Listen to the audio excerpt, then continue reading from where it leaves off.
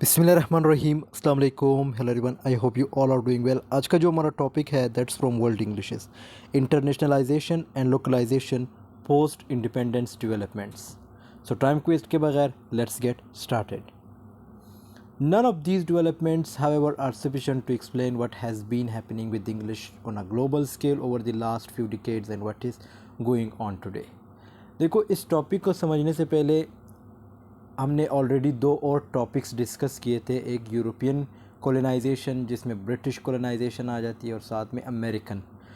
उन दोनों वीडियोस को देखना बहुत ज़रूरी है। उन दोनों वीडियोस को देखेंगे तभी आपको इस वीडियो की समझ आएगी, क्योंकि ये सारे टॉपिक्स एक दूसरे के साथ कनेक्टेड हैं। अब यहाँ पे जो है इंग्लिश लैंग्वेज की बात हो रही है कि लैंग्वेज जो इंग्लिश लैंग्वेज है उसे काफ़ी टाइम लगा था, मतलब दुनिया में फैलने के लिए। और उसकी मेन वजह क्या थी? ब्रिटिश कॉलोनाइजेशन, इसी तरह जो अमेरिका ने कॉलोनीज़ बनाई थी। The British Empire centrally not sufficient as an explanation. फिर यहाँ पे इन्होंने ये बात कही कि ब्रिटिश कॉलोनाइजेशन ज़रूरी नहीं थी, मतलब ब्रिटिश कॉलोनाइजेशन सफिशेंट नहीं थी, काफ़ी नहीं थी। After independence one could have expected that English language to have been removed in formal colonies. अब ओवरऑल इस पूरे पैराग्राफ का मतलब ये है, ये आप लोग रीड आउट कर लीजिएगा, क्योंकि जब मैं रीड आउट करता हूँ वीडियो लंबी हो जाती है और फिर स्टूडेंट कहते हैं कि आप जो हैं वीडियो बहुत लंबी बनाते हैं। इस ओवरऑल इस पैराग्राफ का मतलब ये है कि जब इंग्लिश लैंग्वेज, मतलब जब कॉलोनीज़, जब ब्रिटिशर्स ने जब सबको फ्रीडम दी, तब ब्रिटिशर्स या दूसरे दुनिया के जो लोग हैं या दुनिया के जो ममालिक थे, उनका ये मानना था कि इंग्लिश लैंग्वेज पूरी दुनिया में फैल जाएगी या इंग्लिश लैंग्वेज उन कॉलोनी से जो है ख़त्म हो जाएगी जहाँ पे ब्रिटिशर्स ऑलरेडी एग्जिस्ट करते थे। तो ये कुछ ममालिक का मानना था, कुछ लोगों का मानना था, लेकिन इन रियलिटी ऐसा कुछ भी नहीं हुआ। इन रियलिटी क्या हुआ? इन्होंने ख़त्म करने की कोशिश की Tanzania and some extent in Malaysia, कि इंग्लिश लैंग्वेज को रिप्लेस किया जा सके। ये दो ममालिक के नाम आप लोगों ने याद रखने हैं। फिर उसके बाद जो है means they try to replace it with an indigenous language. In contrast in most nations English has remained highly. लेकिन अगेन यहाँ पे इन्होंने मेंशन की है कि इंग्लिश जो है वो आज भी डिज़ायरेबल और स्ट्रॉन्ग लैंग्वेज है। अगर आप इसकी रिसेंटली जो एग्ज़ाम्पल हम ले सकते हैं वो है Pakistan, India, Bangladesh, means Asian ममालिक्स जितने भी हैं, वहाँ पे इंग्लिश को बहुत ज़्यादा फोकस किया जाता है। मैंने पिछली वीडियो में बताया था कि इंग्लिश लैंग्वेज आजकल तो सीन कुछ यूँ है कि जब आपको इंग्लिश आती हो तो लोग आपको इवन एजुकेटेड कंसिडर करते हैं। बेशक आपने कोई और डिग्री ना भी ली हो, लेकिन जब आप इंग्लिश बोलते हो तो लोग आपको एजुकेटेड कंसिडर, मतलब हमने इसको बल्कि एज ए लैंग्वेज के तौर पे नहीं लेते, इसको पूरा एक एजुकेशन सिस्टम के तौर पे समझते हैं। मीन्स हम कहते हैं कि ये एक डिग्री है, और आपके मुल्क में यानी जो एशियन ममालिक से यहाँ पे इवन ये डिग्रीज़ के तौर पे पढ़ाई जाए। जैसे BS इंग्लिश है, आप 4 साल इसमें गुजारते हैं। इट मीन्स आप इसको एज अ लैंग्वेज के तौर पे नहीं, आप इसको एज अ सब्जेक्ट के तौर पे पढ़ रहे हैं। आप देख सकते हैं कि ये कितना स्ट्रॉन्ग और कितना डिज़ायरेबल लैंग्वेज है। And most likely this is also not the case because everybody now it is wants to speak. कहते हैं कि देखो, अगर हम ये कहें कि नहीं भाई ये जो कॉलोनीज़ है यहाँ से इंग्लिश ख़त्म होगी, लेकिन आज भी आप देखते होंगे कि हम में से अमूमन लोग क्या कहते हैं कि भाई हमने अमेरिकन्स की तरह बोलना है, हमने ब्रिटिशर्स की तरह बोलना है। ठीक है, in fact British and America are no longer the only spectators of the epicenters of the language. Australia and New Zealand High English are largely linguistically independent and environmentally oriented these days. तो इसमें ज़रूरी ये नहीं है कि आप सिर्फ British और अमेरिकन एक्सेंट को फॉलो करें या अमेरिकन एक्सेंट या ब्रिटिश एक्सेंट को जो है आप फॉलो करते आ रहे हो। अब होता कुछ यूँ है, हमारे जैसे ममालिक में क्या होता है, हम कभी कभी ऑस्ट्रेलियन और न्यूजीलैंड की एग्जांपल भी देते हैं, हम इवन उनके एक्सेंट्स की एग्जांपल देते हैं, और हमारी ये विश होती है कि हम ऑस्ट्रेलिया की तरफ मूव करें, न्यूजीलैंड की तरफ मूव करें। क्यों? क्योंकि अब यहाँ पे इन्होंने डिफरेंट रीजंस भी बताई है कि the accept language norms of their own, कि ये जो दो ममालिक हैं जिसमें ऑस्ट्रेलिया और न्यूजीलैंड है, इन्होंने जो लैंग्वेज के नॉर्म्स हैं, जो लैंग्वेज के कानून कवायद है, उनको भी ये लोग मानते हैं, उनसे इनकार नहीं करते। And they are internationally influential specially in Asian countries. यहाँ पे जो इंपॉर्टेंट वर्ड है वो है क्या? इन्फ्लुएंशियल। कि यही दो ममालिक, ये अमेरिका और ब्रिटिश का तो आपको ऑलरेडी पता है, ये तो आई मीन लाइक 1800 1600 से चलते आ रहे हैं और दुनिया को जो है लाइक डोमिनेट करते हैं। मतलब जो इन्होंने कॉलोनीज़ बनाई थी 1800 में जो है लाइक इन्होंने इंडिया पे जो है कब्ज़ा किया था। फिर इस तरह 1900 मीन्स 1947 में जो है इंडिया को फ्रीडम मिली। So it means 1 decade they have spent और मोर देन वन और लेस देन 1 डिकेड। सो इसी तरह अमेरिका ने भी डिफरेंट ममालिक में जो है कॉलोनीज़ बनाई, जैसे फिलीपींस एक एग्ज़ाम्पल है हमारे सामने। अब यहाँ पे जो है हम बात कर रहे हैं ऑस्ट्रेलिया और न्यूजीलैंड की, तो यहाँ पे इस पैराग्राफ का मतलब ये है कि यही दो कंट्रीज़ जो है क्यों डोमिनेट कर रहे हैं। हम क्यों कहते हैं कि हमने ऑस्ट्रेलिया जाना है या हमने ऑस्ट्रेलियन एक्सेंट सीखनी है या हमने न्यूजीलैंड जाना है, न्यूजीलैंड जो न्यूजीलैंड की एक्सेंट है उसको सीखनी है। उसकी मेन वजह ये कि ये इन्फ्लुएंटियल है, इनका असर रसूख। इन्फ्लुएंटियल का मतलब है असर रसूख। क्यों? क्योंकि ये जो है लाइक स्पेशली इकोनॉमिक्स के लिहाज से, इकोनॉमी के लिहाज से, ठीक है, एशियन कंट्रीज़ में for obvious geographical reason and because of many, ये देखो यहाँ पे इन्होंने आगे मेंशन कर दिया है कि इकोनॉमिक रीजंस हो सकते हैं और जियोग्राफिकल रीजंस हो सकते हैं और इसी तरह एकेडमिक कनेक्शंस हो सकते हैं। इसकी बेस्ट एग्जांपल मैं आपको एक ये दे सकता हूँ कि आप में से बहुत से लोग जो कहते हैं कि हमने आइल्ट्स कोर्स करके मूव करना है आउट ऑफ कंट्री। अब आइल्ट्स कोर्स करने के लिए ऑब्वियसली आपने इवन जब आइल्ट्स करते हो आप ऑस्ट्रेलिया भी मूव करते हो, आप न्यूजीलैंड भी मूव करते हो, आप ये यूके, यूएसए और इसी तरह कनाडा। तो ये ऐसे ममालिक है जहाँ पे आपके लिए ज़रूरी होता है कि आपने आइल्ट्स करनी है। English has become a pluricentric language. The internationalization of English is clearly a major trend. It is disputed, however, whether this process correlates with the emergence of a specific form of English for such context and international language. अब यहाँ पे एक किस्म का सवाल है कि क्या जो इंग्लिश लैंग्वेज है वो एक इंटरनेशनल लैंग्वेज है। ये आपके लिए भी एक सवाल है। अगर देखा जाए ये एक वाकई इंटरनेशनल लैंग्वेज, उसकी मेन वजह, हालांकि इंग्लिश जो है दुनिया में बेशक बोली जाती है। अगर फैक्ट्स की तरफ आए हम तो चाइनीज़ लैंग्वेज सबसे ज़्यादा है, लेकिन वो सिर्फ चाइना तक महदूद है। क्यों? क्योंकि चाइना की आबादी ज़्यादा है। लेकिन जो आप जब भी आप कहीं मूव करते हो, किसी से बात करते हो, बिज़नेस से रिलेटेड, एजुकेशन से रिलेटेड, तो आप हमेशा किस लैंग्वेज को प्रेफर करते हो? इंग्लिश लैंग्वेज को। So it means you can't ignore, you can't neglect this language. This language is influential language, this language is international language, whether you obey or not. But the fact is this language is 100% international language. There is certainly a common core vocabulary items, grammar rules and also pronunciation conventions which is shared everywhere.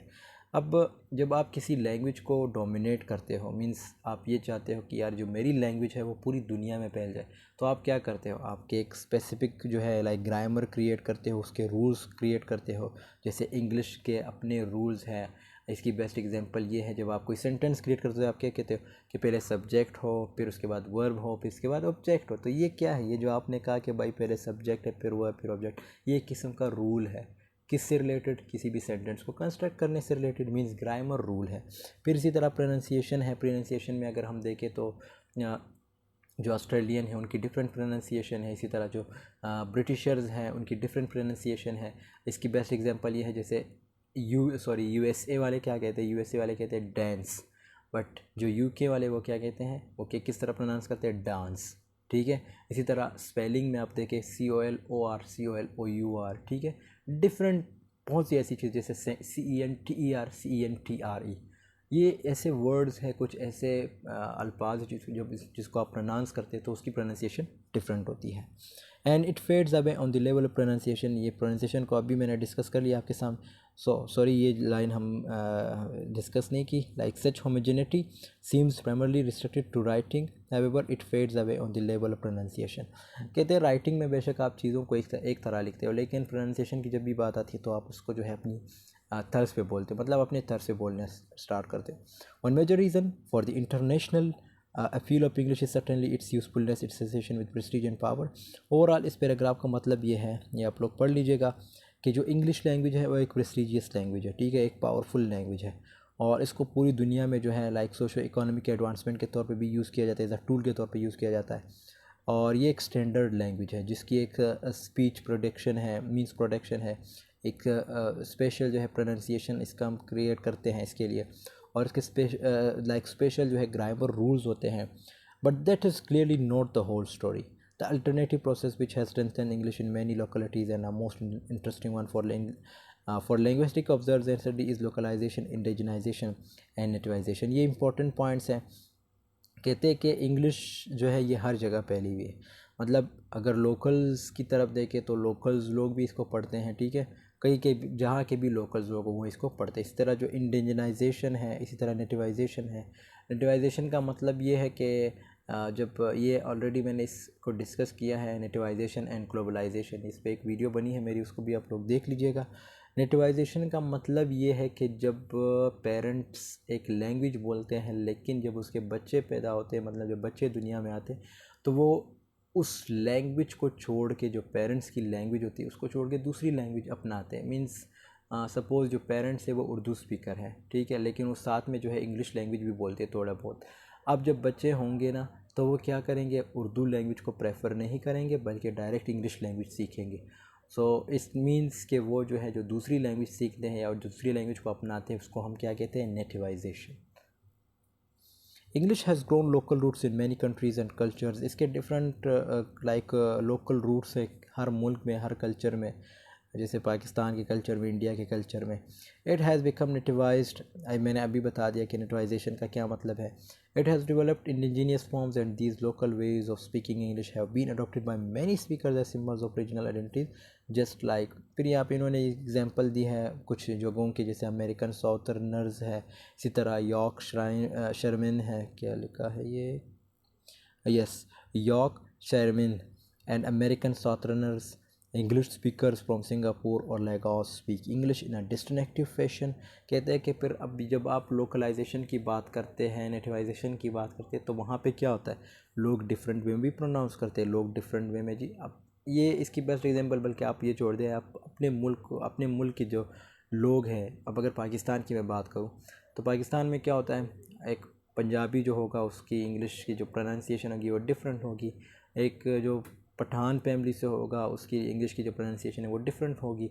इसी तरह जो सिंधी होगा उसकी different होगी. इसी तरह जो गिलगित के होंगे या जो बलूचिस्तान के होंगे तो उनकी प्रोनाउंसिएशन जो है डिफरेंट होती है. तो इसकी मेन वजह यह है कि लोकल या जो आपके इंग्लिश के जो आपके अपने क्या कहते हैं ये अप्लाइड लैंग्विस्टिक्स में बहुत सी थीरीज़ को पढ़ा है. इसी तरह सोशल लैंग्विस्टिक आपने पढ़ी है. सो उसमें बहुत सी ऐसी चीज़ें हैं कि आपकी जो फर्स्ट लैंग्वेज है उसका भी बहुत बड़ा इफ़ेक्ट होता है. Expressions of their personality and their respective cultural settings, it is the growth of such indigenous roles that gives English such much of its current vitality. तो इसको जो है लाइक एक वाइटलिटी, एक अहमियत भी मिलती है इंग्लिश लैंग्वेज को. उसकी मेन वजह यही है कि जैसे हमने पिछले स्लाइड में भी डिस्कस किया है कि एक तो ब्रिटिशर्स ने जो कॉलोनीज़ क्रिएट की थी, इसी तरह जो अमेरिकन्स ने की थी. फिर इसको जो है मतलब इसके जो रूट्स है वो आज भी कायम है पूरी दुनिया में, और इसको लोग बड़े शौक़ से जो है इसको desire like as a prestigious language समझते हैं. Further on many communities on all continents have undergone language shift. And language shift का भी मतलब ये है कि जब अपने लैंग्वेज को छोड़ के दूसरी लैंग्वेज को अपनाते हैं. ये भी हमने सोशल लैंग्विस्टिक में पढ़ा है. Language shift and language death ये एक कंसेप्ट है. English in local ways is now the main or even the only language of several indigenous and ethnic groups. In some cultures in Africa and Asia, English is increasingly chosen as a first family language. यहाँ पे अगर देखा जाए वाकई इसकी बात सही है कि अफ्रीका और एशियन, अब ये आपको पता होना चाहिए कि ब्रिटिशर्स ने कहाँ कहाँ कॉलोनीज़ बनाई थी. ब्रिटिशर्स ने अमूमन जो है अफ्रीका में कॉलोनीज़ बनाई थी और एशिया में कॉलोनीज़ बनाई थी. सो यहाँ पे जो इंग्लिश के रूट्स है या जो इनके कल्चर के रूट्स है वो आज भी कायम व दायम है. आप पैंट शर्ट पहनते हैं, इसकी मेन वजह क्या है, क्योंकि उन्होंने आप पे यहाँ पे उनकी कॉलोनीज़ थी, उन्होंने अपने कल्चर को जो है आप पे मुसल्लत किया है. और अपने कल्चर के जो इन्फ्लुएंसेस हैं उसको आप उनके कल्चर के जो इन्फ्लुएंसेस हैं उनको फॉलो कर रहे हो. सो इसी तरह बहुत सी ऐसी चीज़ें, आपका जो एजुकेशन सिस्टम है वो आज भी उनके तौर तरीके पे चला रहे हो आप. इसी तरह बहुत सी ऐसी चीज़ें कल्चर को, इवन अपने कल्चर को आजकल जो है लाइक ज़िंदा रखना, that will be for me like it will be a good news, like it will be like a dream for someone और फॉर एनीवन. क्योंकि कल्चर को जो है आजकल लाइक अपने कल्चर को स्पेशली कायम करना या ज़िंदा रखना, ये वाकई बहुत ही मुश्किल काम है, और जो लोग इसको कायम रख रहे हैं they are really good. The children born into these families grow up as native speakers of English, even if it seems to conflict with the traditional definition of native speaker. One interesting question. अब यहाँ पे important point ये भी बताया गया है कि अगर एक बच्चा पैदा होता है तो जब वो इंग्लिश बोलने लगता है तो इसका ये मतलब नहीं कि वो सिर्फ मतलब वो अंग्रेज़ की तरह बोलने लगेगा, नहीं, ऐसा नहीं होता. और यहाँ पे जैसे इन्होंने कहा कि नेटिव स्पीकर्स, मतलब नेटिव स्पीकर की तरह नहीं बोलेगा, उसमें कंट्रास्ट क्रिएट हो सकते हैं. क्यों? क्योंकि भाई उनका कल्चर डिफरेंट है, वो डिफरेंट जगह में उसकी पैदाइश हुई है, या कोई एशियन मुल्क हो सकता है या कोई अफ्रीकन मुल्क हो सकता है. One interesting question is whether or not what extent these children have an internationalized language knowledge, a linguistic competition which is different from that British or American speakers. Studying the new native speakers of these new varieties of English should be an interesting topic for future research. तो इसमें आपको different फिर ये भी बताया गया है कि इस तरह इंग्लिश में जो है चेंजेस आते रहते हैं, और नो डाउट क्योंकि आप भी आजकल आप जो आप सुन रहे हो कि भाई old English, middle English, new English, modern English, अब ये सारी चीज़ें जो है चलते आ रहे हैं, तो उसमें जो है इंग्लिश में जो है लाइक चेंजेस भी आते हैं. और यहाँ पे इन्होंने बताया कि फ्यूचर में जो है एक रिसर्च आपको देखने को मिलेगी, बल्कि आप इस पर रिसर्च कर सकते हो. ठीक है, तो ये जो है आज की वीडियो में हमने डिस्कस किया है. सो आई होप आपको ये वीडियो पसंद आई होगी. वीडियो पसंद आई है तो ज़रूर लाइक कमेंट शेयर कीजिएगा. मिलते हैं नेक्स्ट वीडियो में, तब तक के लिए अल्लाह हाफिज़. Take care of yourself.